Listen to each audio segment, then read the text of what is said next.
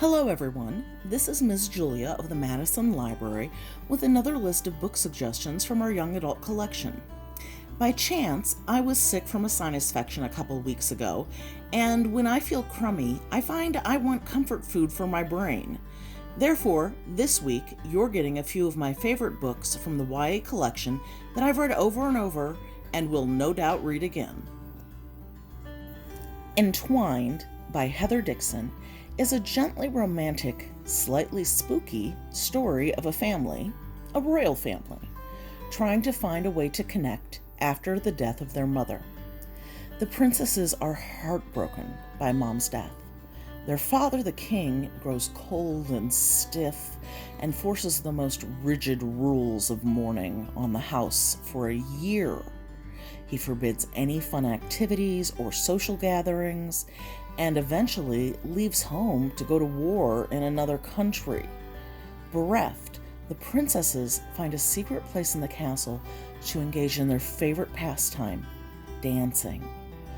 But this secret that seems at first so miraculous quickly turns nightmarish.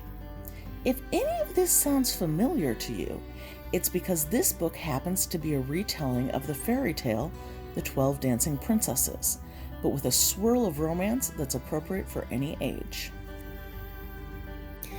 Evolution, Me, and Other Freaks of Nature by Robin Brand is a somewhat obscure favorite of mine. Mina is about to begin her freshman year of high school. We as readers know that Mina did something recently that upset her family and her church friends, who were just about her only friends. But we don't exactly know what it is that she did. So as Mina starts high school, without the support of her former friends, she eventually makes a new friend in her oddball science partner, Casey. Casey is a super fan of both the science class and its teacher. And Mina likes her science teacher too. In fact, life seems to be improving a bit, although Mina did have to lie to her parents when she had to go work on a project at Casey's house because he's a boy. But when the teacher introduces a unit on evolution, and the preacher from her family's extremely conservative church decides to crusade against the teaching of a non-biblical creation, Mina finds herself torn between what she has spent her life believing and the evidence of intolerance that she finds very upsetting. On a personal level, I really identified with Mina. In my childhood, it happens that my father was a biology professor, and we were also regular church attendees. So I really relate to Mina's attempts to navigate the murky waters between faith and scientific evidence, as well as the pull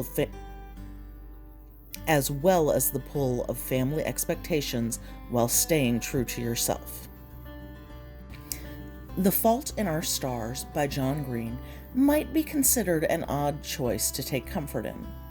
After all, this is the story of Hazel Grace Lancaster, a teen enduring cancer. She is fortunate because a trial medicine has been keeping her alive, though it does not cure her. And so Hazel Grace lives with the knowledge that she will most likely have cancer for the rest of her life.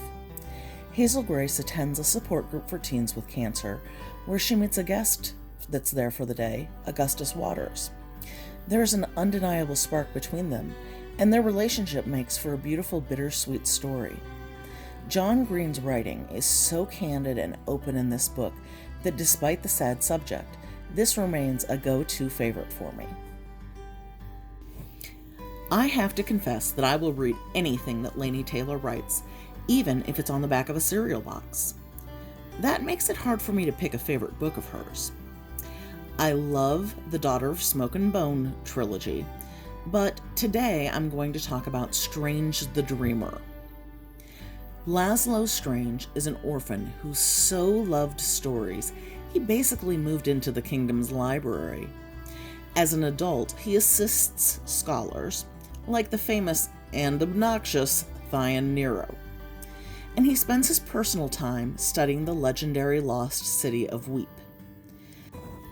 No one really believes that Weep still stands, as there has been no contact with it in hundreds of years, at least until a delegation arrives from the city looking for experts to assist them with a mysterious difficulty plaguing Weep. Laszlo is the only person with even a rudimentary understanding of the language of Weep. He learned it through an unlikely combination of fairy tales and shipping records. He joins the delegation as they search for more experts and eventually travels to Weep. The journey proves quite different from what Laszlo expected, except for the unpleasantness of traveling with Thaya Nero. But what awaits him on arrival is indescribable by anyone other than this amazingly lyrical author.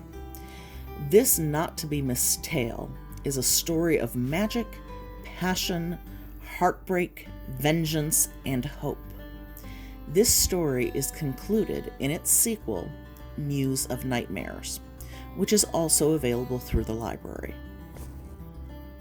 For me, another go-to author of primarily fantasy novels is Maggie Stiefvater. I adore her 4-part Raven cycle, which begins with the Raven Boys, but I want to talk about one of her less well-known standalone works, The Scorpio Races.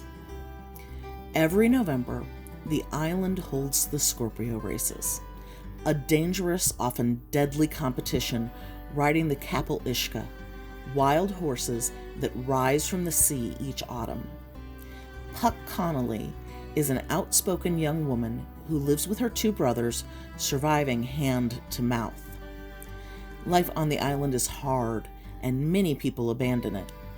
When Puck's older brother announces he's leaving for the mainland, and their landlord threatens eviction, Puck decides her only chance at saving life on the island as she knows it is to ride in the Scorpio Races herself, the first woman ever to do so.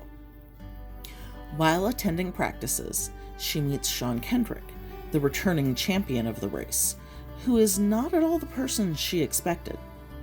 Still waters run deep, it turns out, and there's more to Sean than meets the eye. This book is really a love story, but I'm not talking only about the slow-burning romance between Puck and Sean. It's a love story to family, home, and finding your way to each of these. Ender's Game by Orson Scott Card is one of the books that brought me back to my love of stories as an adult and helped me decide to become a librarian. This science fiction masterpiece is set in a somewhat distant future.